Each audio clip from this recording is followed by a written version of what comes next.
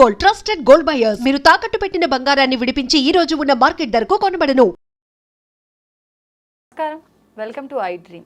ధర్మ మార్గం విత్ విజిత కార్యక్రమానికి స్వాగతం. ప్రస్తుతం మనతో పాటు ఉన్నారు లలితా ఉపాసకులు, ప్రముఖ జ్యోతిష వాస్తు పండితులు బ్రహ్మశ్రీ నానాజీ పట్నాయక్ గారు. ఇప్పుడు వారితో మాట్లాడదాం. నమస్కారం అండి. శ్రీమాత్రే నమః. గురుగారు, కర్మలను తగ్గించే శక్తి కొంతమంది అఘోరాలకు కానీ అఘోరీలకు కానీ ఉంటుంది. వాళ్ళు చేసిన సాధనల వల్ల ఇది తగ్గించే శక్తి వాళ్ళలో ఉంటుందని చెప్పి వింటుంటాము. నిజంగా అంతటి శక్తి వాళ్ళలో ఉంటుందంటారా? తప్పకుండా అమ్మా. కర్మని తగ్గించేటువంటి శక్తి విశ్వంలో కొంతమందికి ఇవ్వబడింది అంటూ ఉంటారు. ఎవరికి అంటే నలుగురికి ప్రధానంగా, అంటే 5గురికి ప్రధానంగా ఇవ్వబడింది అని చెప్తుంది శాస్త్రం. ఏమిటది అంటే అంటే దేవతా రూపంలో 3 రకాలుగా ఉంటాయి, మనుష్య రూపంలో ఒక 5గురికి ఇవ్వబడింది. ఎవరు అంటే, ఒకటి అఘోరాలు.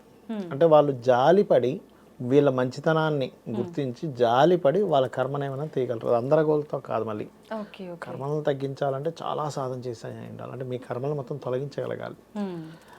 సిద్ధులకు ఉంటుంది మళ్ళీ రెండవది. సిద్ధులు ఒక పూర్ణత్వాన్ని పొందినటువంటి గురువుకు ఉంటుంది. ఎంతమంది అయ్యారు ఇప్పటికి? మనకి 3 అయ్యారు.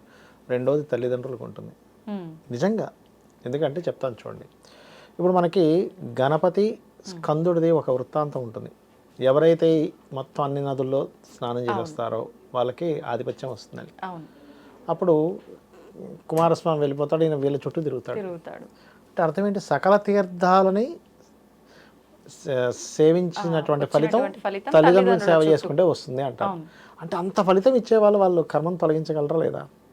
అంటే అందుకే మనం నార్త్ సైడ్ అది మదర్ అండ్ ఫాదర్ బ్లెస్సింగ్స్ తీసుకుంటారు. అక్కడ కార్తికేయ స్వామి తెలియక కాదు, మనకి నేర్పించడానికి ఆయన వెళ్ళిపోయాడు. ఆయనకి తెలియక తల్లిదండ్రుల చుట్టూ తిరగాలని ఆయనకి తెలుసు.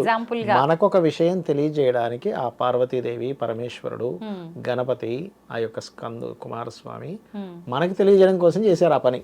అంటే దీన్ని బట్టి పురాణాల్లో ఉన్నాయన్నీ కూడా మనకు తెలియజేయడం కోసం, మనకి తెలియజేయడం కోసమే. ఓకే, మనకి అవేమీ వాళ్ళకి తెలియకో, వాళ్ళు ఏదో అమాయకులు అయ్యుండో, వాళ్ళు ఏదో రాగద్వేషాలకు గురైపోయో కానే కాదు. వాళ్ళు చేసేవన్నీ లీలలు అంటారు. మనం చేసేవన్నీ కర్మలు అయితే వాళ్ళు చేసేవన్నీ లీలలు. సిద్ధులు కూడా ఏంటంటే నిత్యము సాధన చేసి వాళ్ళ దగ్గర సాధన చేసినటువంటి 5 ఉంటుంది కదా, వీళ్ళకి మనం వీళ్ళని కర్మ తొలగించవచ్చు అని అనిపిస్తేనే మీరు ఎన్ని కోట్లు ఇవ్వండి వాళ్ళు చేయరు. మళ్ళీ ఈ అఘోరాలు కానివ్వండి, సిద్ధ పురుషులు కానివ్వండి, వాళ్ళకి డబ్బుతో సంబంధం లేదు. అవి తుచ్చమైనటువంటి ధనంగా చూస్తారు వాళ్ళని.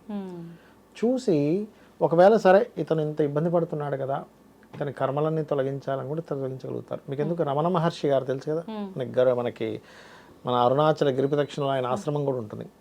వాళ్ళ తల్లిగారు మరణించే సమయంలో ఇంకొన్ని గంటల్లో మరణిస్తారనగా ఆవిడ్ని తీసుకొని ఒళ్ళో పెట్టుకొని ఇంకొన్ని జన్మలు ఎత్తాల్సినటువంటిది, ఇంకొక 200 జన్మలో 100 జన్మలు ఉంటాయి ఆవిడికి, ఎత్తాల్సిన కర్మలన్నింటినీ కూడా తొలగించేస్తాడు, మోక్షానికి వెళ్ళేలా చేస్తాడు. అంటే ఏమిటి? నెక్స్ట్ రాబోయేటువంటి జన్మలనే తొలగించేటువంటి శక్తి ఉన్నప్పుడు మరి వీళ్ళకి ఎందుకు ఉండదు? కాకపోతే అంత ఈజీగా వాడరు. ఇప్పుడు ధర్మం అనేటువంటిది ఒకటి ఉంటుంది కదా, ధర్మం ఉన్నప్పుడు ఆ ధర్మ సంబంధంగా నడుస్తూ ఉండాలి చక్రాన్ని. మీరు ఇప్పటికిప్పుడు తీసేస్తానంటే ఎట్లా? ఇప్పుడు చిన్న ఎగ్జాంపుల్ చెప్తాను చూడండి. ఎందుకు తీయరు అంటే, ఇప్పుడు ఈ వ్యక్తి ఈ కర్మను అనుభవిస్తూ ఇక్కడ జన్మను ఎత్తాడు, ఈ జన్మ అయిపోయింది, ఇంకో దగ్గర జన్మ ఎత్తాలి. ఎత్తకపోతే ఎలా? ఇప్పుడు ఎవరో పిల్లల కోసం చూస్తుంటారు, వాడి దగ్గరికి వెళ్ళాలంటే ఎలా? అంతే కదా, వాడి పరిస్థితి ఏమిటి? అలా ఇది ఈ 5గురికి మనుష్య రూపంలో పుట్టినటువంటి వాళ్ళకైతే ఇంకొక 3 కార్యక్రమాల ద్వారా వీడి కర్మ తొలగుతుంది. ఏమిటది? శాస్త్రంలో చెప్పినటువంటిది అంటే లలితా సహస్రనామాలు. ఒక్క నామం మీరు చదివినా మీకు ఎన్ని జన్మల నుంచి ఉన్న కర్మలను అన్నింటినీ దగ్ధం చేసి ఇంకేమైనా మిగిలిందా అని అడుగుతుందట. అయితే అది ఎలా చదవాలి? దాని అర్థం తెలుసుకొని మనస్ఫూర్తిగా అమ్మవారు తప్పితే ఇంకోటి లేదనేటువంటి భావంతో చదవాలి. దాన్నే ఏమంటారు మనకి శాస్త్రాల్లో అంటే శరణాగతి అంటారు. శరణాగతి అంటే నాకు కష్టం వస్తుంది, నష్టం వస్తుంది, ఇవన్నీ కాదు, నాకు ఇవేమీ తెలియవు, నీవు తప్పితే నాకు ఇంకేమో తెలియదు, ఆ రకంగా చదవగలగాలి. రెండవది సూర్య నమస్కారాల ద్వారా మీ కర్మలన్నీ తొలగుతాయని చెప్తుంది శాస్త్రం. పూర్వజన్మ పాపాలన్నీ తొలగేది సూర్య నమస్కారాల ద్వారా. అంటే ఎందుకండి అంటే ఒక్కొక్క పాపము మనం చేయడానికి మనకి ఒక్కొక్క జన్మలో అంటే రకరకాల, ఇప్పుడు మనం ఈ జన్మలో ఇది అనుభవిస్తున్నాం అనుకోండి, ఖచ్చితంగా పాస్ట్ జన్మది అయి ఉండదు, ఒక 10 జన్మల క్రితంది అయి ఉంటుంది. ఒక 10-20 జన్మల క్రితం అయి ఉంటుంది, మనకి తెలియదు. మనకి అప్పుడు ఇక్కడ లింక్ కలుస్తుంది. అలా సూర్య నమస్కారాలు చేసినప్పుడు ఏమవుతుందంటే సూర్యుల్లో పరమేశ్వరుడు, అమ్మవారు, గణపతి, సకల దేవతలు, యక్షులు, గంధర్వులు, సిద్ధులు, నాగులు, మహర్షులు, అప్సరసలు అందరూ ఉంటారని చెప్తుంది శాస్త్రం. మీరు ఒక్క గ్లాస్తో నీళ్ళు తీసుకొని చక్కగా ఇలా అర్ఘ్యం వదిలేరు వాళ్ళందరికీ వెళ్తుంది. పితృదేవతలు కూడా ఉంటారు అక్కడికి సూర్యుల్లో. వాళ్ళందరికీ ఎప్పుడైతే చెందుతుందో వాళ్ళ నుంచి అందరి నుంచి మీకు ఎప్పుడైతే వాళ్ళ బ్లెస్సింగ్స్ అంటారు, వచనం వస్తుందో ఆటోమేటిక్గా ఈ కర్మలన్నీ తొలగిపోతాయి. మూడోది ఏం చెప్పారంటే మీరు దేవాలయానికి కానీ క్షేత్రానికి కానీ వెళ్ళి ఒళ్ళు వంచి మీరు అక్కడ ఏదైనా సరే మీరు కనుక శుభ్రపరచగలిగితే ఒక పనిగా సేవగా ఖచ్చితంగా మీ కర్మలు తొలగుతాయి. ఈ మూడిట్లో ఏవైనా చేయగలగాలి, లేదా వీళ్ళ ద్వారా అయినా మీకు క్లియర్ అవ్వగలగాలి. ఇంకోటి ఏంటంటే ఏది మనం ఈ జన్మలో అయితే అనుభవిస్తున్నామో, నేను ఎక్కడో పూర్వజన్మలో చేసినటువంటి తప్పు అని చెప్పని కంప్లీట్గా నమ్మి దాన్ని మీరు చేయగలగాలి. ఈ సేవలు కానివ్వండి ఇవన్నీ కూడా, అప్పుడే మీకు తొలగుతుంది. అదర్వైజ్ మీకు కర్మ అనుభవించకుండా తప్పించుకోవడం ఎవరి వల్ల కాదు. అయితే ఇప్పుడు అంటే వీళ్ళ చేతిలో మన కర్మల్ని తొలగించే ఒక్క శక్తే ఉంటుందా, లేదంటే వాళ్ళు శపించడము, వాళ్ళు ఏదైనా అంటే మనకు అది ఒక దోషంగా మారే అవకాశం కూడా ఉంటుందా? అయితే నేను ఎందుకు అడిగానంటే మొన్న రీసెంట్గా అఘోరి నాగసాధు అని చెప్తున్నారు కదా, తను ఇంటర్వ్యూలు అన్ని ఇచ్చి తర్వాత అది కొంచెం వైరల్ అవడం వల్ల, రకరకాల థంబ్నెయిల్స్ వల్ల, అలాంటివన్నీ జరగటం వల్ల తను పారిపోయిందని చెప్పి ఇలాంటి వార్తలు వచ్చాయి. తను వెళ్ళిపోతూ ఈ వార్తలన్నీ విన్న తర్వాత నన్ను ఇలా అనడం కరెక్ట్ కాదు, నేను నిజంగా అఘోరినే, నన్ను ఇలా అన్న వాళ్ళని నేను చెప్తున్నా మీకు అని చెప్పి ఇట్లా చూపించి శపించినట్టుగా మాట్లాడారు. నాకు కూడా పాపం ఎలాగో అనిపించింది ఒక రకంగా చెప్పాలంటే, నాకు కూడా కొంచెం జాలేసింది. అయితే ఒకటి అఘోరిగా స్టేజ్కి వెళ్ళిపోయినప్పుడు అసలు బాధ కూడా ఉండకూడదు. అంటే పాపం ఆవిడకి ఎక్కడ మనసులో ఎక్కడ బాధ కలిగిందో కానీ ఉండకూడదు యాక్చువల్గా. ఒకటేంటంటే అఘోరి అనే కాదు, ఎవరినైనా మనం అన్యాయంగా ఏదైనా చేసామనుకోండి, వాళ్ళు ఒక మాటన్నా తగులుతుందండి, ఖచ్చితంగా తగులుతుంది. అందులో ప్రత్యేకంగా స్త్రీలు కనుకంటే ఖచ్చితంగా తగులుతుంది. శాస్త్రం ఏం చెప్తుందంటే స్త్రీ యొక్క వాక్కుకి శక్తి ఉంటుందట ఆటోమేటిక్గా. అందుకే ఇంట్లో స్త్రీ ఏడవకూడదు, ఒక మాట అనకూడదు అంటూ ఉంటారు. ఎందుకంటే స్వయంగా అమ్మవారి శక్తి వాళ్ళ వాక్కు ఖచ్చితంగా ఉంటుంది, ఎక్కువ ఉంటుంది జెంట్స్తో పోలిస్తే. వీళ్ళు ఉపాసన చేసి సంపాదించుకోవాల్సింది ఉపాసన చేయకుండానే బై బర్త్ వస్తుంది వాళ్ళకి. అందుకే నోటితో ఏమనొద్దు అంటూ ఉంటారు. దాంతోపాటు ఇంకా మీకు కనుక శుభగ్రహ సంబంధాలు ఎక్కువగా ఉన్నాయనుకోండి, ఇంకా ఎక్కువగా ఉంటుంది వాక్స్థానానికి కనుక. అందుకని ఏంటంటే శాస్త్రం ఏం చెప్తుందంటే మనకి అవతల వ్యక్తిని నువ్వు అన్యాయం చేశాడు, అన్యాయం చేసినప్పుడు నువ్వు అన్నావు ఒక మాట, అప్పుడు తగులుతుంది. ఏమీ అన్యాయం చేయలేదు, ఆ వ్యక్తి కరెక్ట్గానే ఉన్నాడు, అయినా సరే నువ్వు అన్నావు తగలదు. వాడి ధర్మం వాడిని కాపాడుతుంది, వాడు ధర్మంగా ఉన్నాడు ఏ అన్యాయం చేయకుండా. ఆ ధర్మం అనేటువంటిది నువ్వేదో మాట అన్నంత మాత్రం అదేమీ చేయలేదు.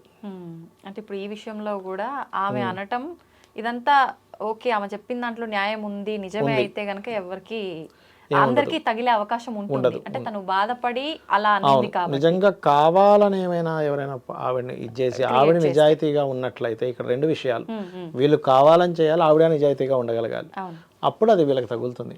కానీ ఆవిడ నిజాయితీగా లేకుండా వీళ్ళు ఏదో బండారం బయటపెట్టిన ఏదైనా చేశారు అంటే అది తగలదు. ఆవిడ నిజాయితీ పరురాలైతే ఖచ్చితంగా ఆవిడ వీళ్ళకి తగులుతుంది. ఆవిడ కరెక్ట్ పర్సన్ కాకపోతే మాత్రం ఏమి తగలదు. అది ఇంకా దేవుడే నిర్ణయించాలి దాన్ని.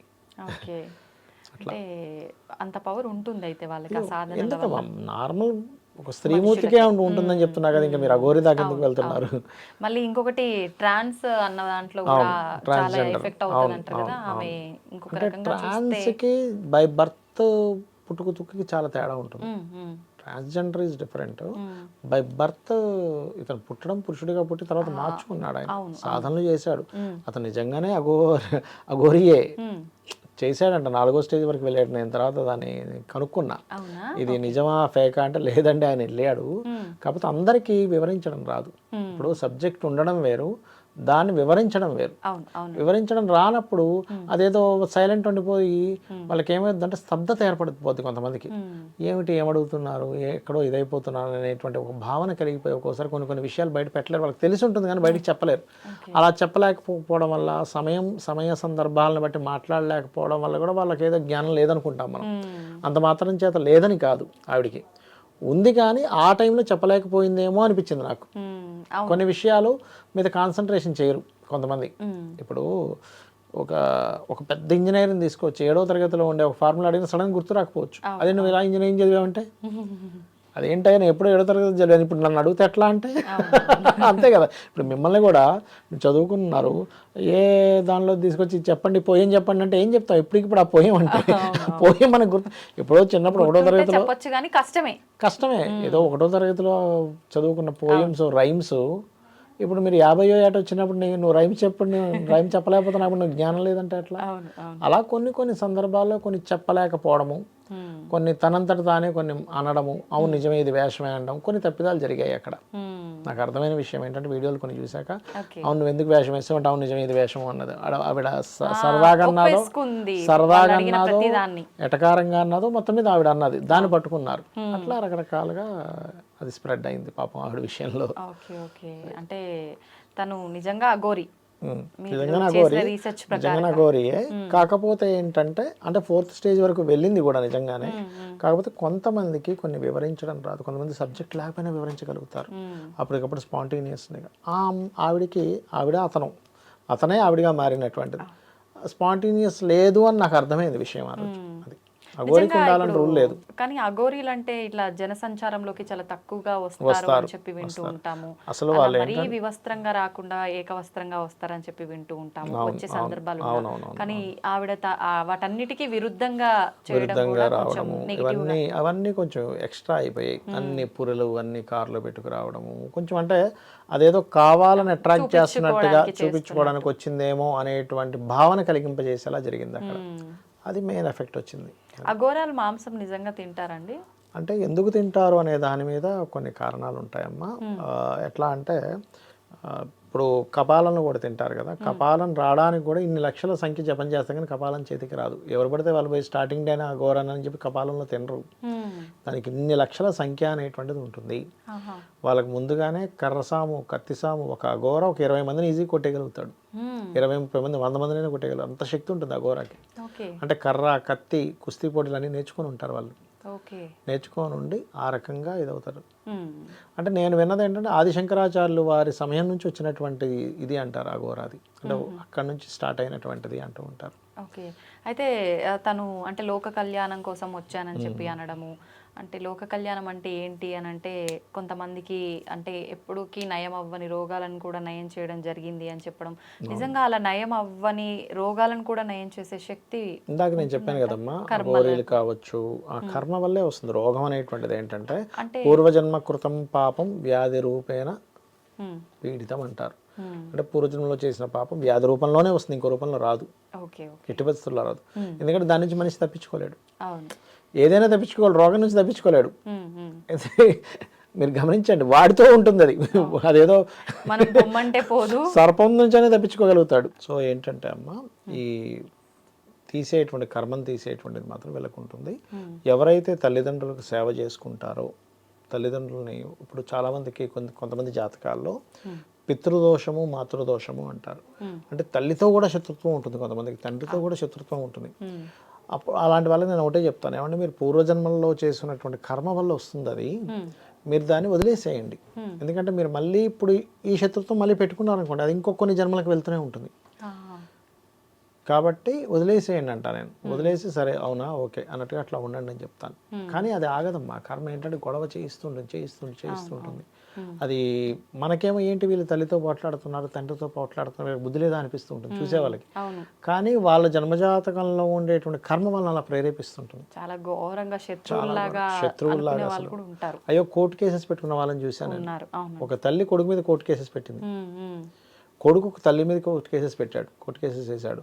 వాళ్ళిద్దరు కోర్టు చుట్టూ తిరగడం, తిట్టుకోవడం, అక్కడికి వచ్చి దుమ్ము పోసుకోవడం కూడా చూశాను నేను. మనకెంత అంటే ఏంటి, పూర్వజన్మల్లో తల్లికి చేసినటువంటి పాపకర్మ మాతృశాపంగా వస్తుంది. అది చంద్రుడు పాడైపోతాడు వాళ్ళకి, చంద్రుడు పాడవడము, చంద్రుడు సింగల్గా ఉండడము, పాపగ్రహ మధ్యన ఉండడం, ఇవి జరుగుతూ ఉంటాయి. అంటే మనం చేసే కర్మలని తప్పించుకునే శక్తి మనం చేసే పుణ్యకార్యాల వల్ల ఉండడమే కాకుండా వీళ్ళ చేతుల్లో కూడా ఉంటుంది. ఇంకోటి ఏంటంటే మనకి అఘోరాలు కానివ్వండి, సిద్ధులు కానివ్వండి, సిద్ధ పురుషులు కానివ్వండి, వీళ్ళందరూ మనం ఎంతో సేవ చేస్తున్న వాళ్ళ కరుణ కలిగితేనే మనకి ఇవ్వగలుగుతారు. కానీ తల్లిదండ్రులు ఎప్పుడూ నిరంతరం వాళ్ళ కరుణే ఉంటుంది వాళ్ళ దగ్గర. వీడు బాగుండాలి, ఏ తల్లైనా చూడండి రాగానే వీడు తిన్నాడా లేదా, చిక్కిపోయామంటాం మనం ఒక్క కొంచెం బయటికి వెళ్ళి వస్తే నువ్వు చిక్కిపోయావేంట్రా అంటుంది తల్లి. అవును. కాబట్టి ఏంటంటే వాళ్ళకి నిరంతరం ఒక భగవంతుని స్వరూపం ఏం చెప్తాను అయితే తల్లిదండ్రుల విషయంలో. ఓకే, ధన్యవాదాలండి. శ్రీమాత్రే నమః.